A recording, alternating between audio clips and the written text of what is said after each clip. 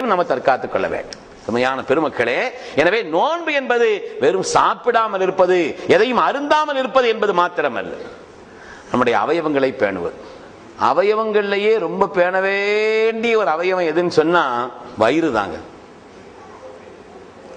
மற்ற காலங்கள்லயாவது செலவு கம்மி ஆகும், நோன்புல கொஞ்சம் கூடுதலா செலவாகும்.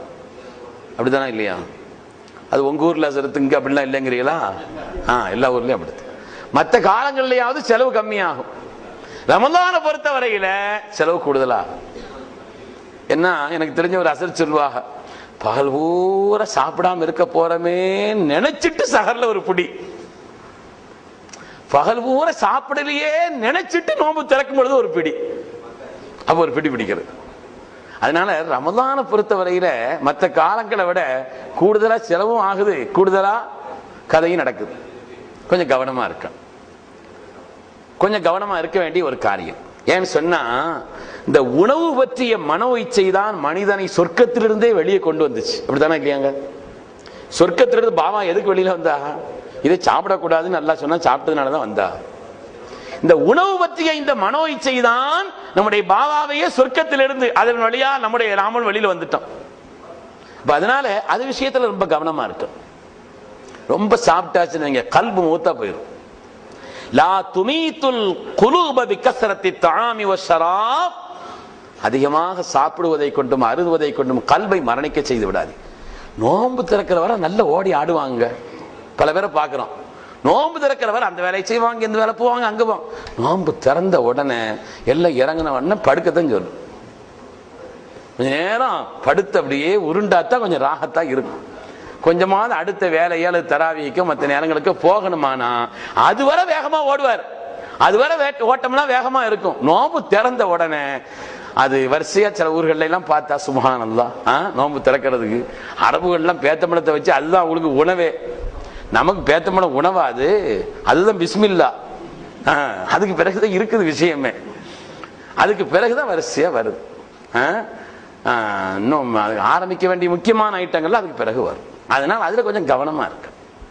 அளவுக்கு அதிகமாக புளிச்சு ஏற்படுத்த விட்டுட்டு சாப்பிட முடியாத அளவுக்கு சாப்பிட்டுட்டு திணறிக்கிட்டு அப்படி இருக்க கூடாது. அல்லாஹு தஆலா அவருடைய கட்டளைக்காக வேண்டி ரமலான் நோன்பு நோக்கிறோம் சொன்னா, அதாவது நம்ம மார்க்கம் அனுமதித்த அளவுக்கு ஒரு மனிதர் அளவோடு சாப்பிட்டார் என்று சொன்னால் 10 வகையான பயன்பாடு இருக்கிறது. இமாம் கஸாலி ரஹ்மத்துல்லாஹி அலைஹி சொல்வார், அளவோடு. அதனால சாப்பிடாம பட்டி கிடக்கணுங்கிறது இல்லை, நோன்பு திறந்த உடனே சாப்பிடணும். நமக்கு அப்படி சௌம விசால் வைக்கிறதுக்கு, நமக்கு நோம்பையே திறக்காம வைக்கிறதுக்கு நமக்கு அனுமதிக்கப்பட்டவர்கள் கூட இல்லை. நாம் நோம்பு திறக்கணும், சுன்னத்து. சொன்னாங்க சஹர் செய்யுங்க, தஸஹரு ஃபஇன்ன ஃபி ஸுஹூரி பரக்கா, சஹர் செய்யுங்கள் மக்களே, அந்த நேரத்திலே பரக்கத் இருக்கிறது, அந்த உணவிலே பரக்கத் இருக்கிறது. அதனால சஹர் செய்யுங்க, சஹர் செய்யாம இருக்க கூடாது, சஹர் செய்யுங்கள். தஸஹரு, சஹர் செய்யுங்கள். ஃபஇன்ன ஃபி ஸுஹூரி பரக்கா, சஹர் செய்வதிலே ஒரு பரக்கத் இருக்குதுன்னு சொன்னாங்க. அளவுக்கு அதிகமா சாப்பிடும். ஒரு ஆள் ரொம்ப பெரிய தொந்தியா இருந்துச்சான், அதுல கொஞ்சம் வேணா எனக்கு இருக்குதுன்னு வச்சுக்கோங்களேன். ரொம்ப பெரிய தொந்தியா இருக்கு. ஸல்லல்லாஹு ஒரு தொந்தியில அப்படி கை வச்சாங்களாம், அப்படி கை வச்சாங்களாம். லவ்கான ஹாதா ஃபீ கைரி ஹாதா லக்கான கைரல் லக்கன்னாங்களாம். இதுல உள்ளது வேற ஒரு இடத்துல இருந்தா உங்களுக்கு நல்லதுன்னாகலாம், இதுல உள்ளது வேற ஒரு இடத்துல இருந்தா உங்களுக்கு நல்லது. அப்போ சில பேருக்கு தொந்தி வைக்கிறவங்க ரொம்ப சாப்பிடுதுன்னு அர்த்தம் வச்சிடக்கூடாது. சில பேருக்கு உடல் ரீதியாகவே கொஞ்சமா தான் சாப்பிடுவாங்க, தொந்தி வச்சிருக்கும். அதனால நீங்க தொந்தி வச்சவங்களை போற அப்படி நினைக்க கூடாது. சில பேர் பார்த்தா நல்லா சாப்பிடுவாங்க இருப்பாக, ஆனா தொந்தி வச்சவங்களோட கூடுதலா சாப்பிடுவாங்க.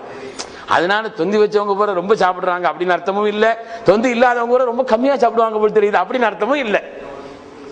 அவருடைய தொந்திங்கிறது ரொம்ப சாப்பிட்டு இருக்காரு, அதனால உள்ள அந்த அந்த தொந்தி அந்த அளவு ஸல்லல்லாஹு புரிஞ்சதுனால கை வச்சு சொன்னாங்களா, லவ்கான ஹாதா ஃபீ கைரி ஹாதா லக்கான கைரல் லக்க, இது வேற ஒரு இடத்துல இருந்திருந்தா உங்களுக்கு நல்லது.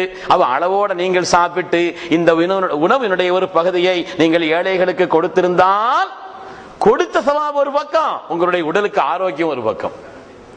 அதனால ஸல்லல்லாஹு அலைஹி வஸல்லம் 10 வகையான பயன்பாடு என்று ஹஜ்ரத் இமாம் கஸாலி ரஹ்மத்துல்லாஹி அலைஹி சொல்வார்கள். அதிலே ஒன்று, கல்விலே இறையச்சம் உண்டாகிறது, அமல்களிலே ஆர்வம் ஏற்படுகிறது, சோம்பல் சடை வராது.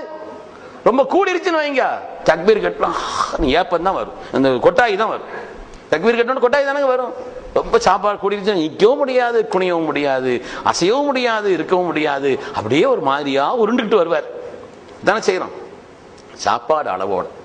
அதுக்காக சாப்பிடாம இருக்கணுங்கிறது அல்ல, நோன்பு திறந்து ஒண்ணு சாப்பிடாம அப்படின்லாம் இல்ல. நோன்பு திறந்தா சாப்பிடணும், அளவோட சாப்பிட்டா செலவுக்கும் மிச்சம், இல்லாதவர்களுக்கு கொடுப்பதற்காக அதை பயன்படுத்தலாம். கல்விலே இறையச்சம் ஏற்படும், கல்விலே இறையச்சம் ஏற்படும், இபாதத்திலே ஒரு மனிதனுக்கு இன்பம் ஏற்படும். முதல்ல இலகுவா மூச்சு விட முடியும், முதல்ல ராகத்தா மூச்சு விடலாம். இல்லைன்னு சொன்னா இவர் மூச்சு விடுறதே இவருக்கு பெரும்பாடா இருக்கு. ராகத்தா மூச்சு விடலாம். எல்லாவற்றையும் விட மேலாக அது ஒரு நுபுவத்தின் ஒரு பகுதி என்று சொல்வார்கள் ஹஜ்ரத் இமாம் கஸ்ஸாலி ரஹ்மத்துல்லாஹி அலைஹி.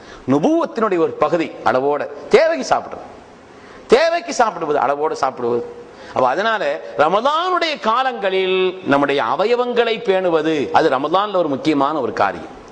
நாம் எல்லாரும் நோன்பு வைக்கிறோம், எதையும் சாப்பிடாமல், உண்ணாம், பருகாம, அருந்தாமல், புலன் வழி செல்லாமல், அது மாதிரி நம்ம நிய்யத்தோடு நாம இருக்கிறோம். அது நோன்பினுடைய ஒரு பகுதி, வெளிப்படையான ஒரு பகுதின்னு சொன்னா நோன்பினுடைய அடுத்த கட்டம், அதுக்கு அடுத்த கட்டமும் இருக்குது, அதுக்கு அடுத்த கட்டமும் இருக்கிறது. நோன்பினுடைய அடுத்த கட்டம் என்பது அவயவங்களை பேணுவது.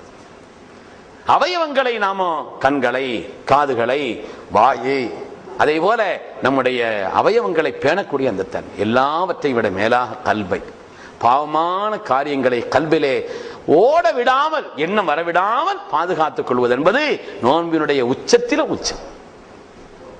பெருமக்களே, அதனால மகரிபில் ஆரம்பிக்க வேண்டியது ரொம்ப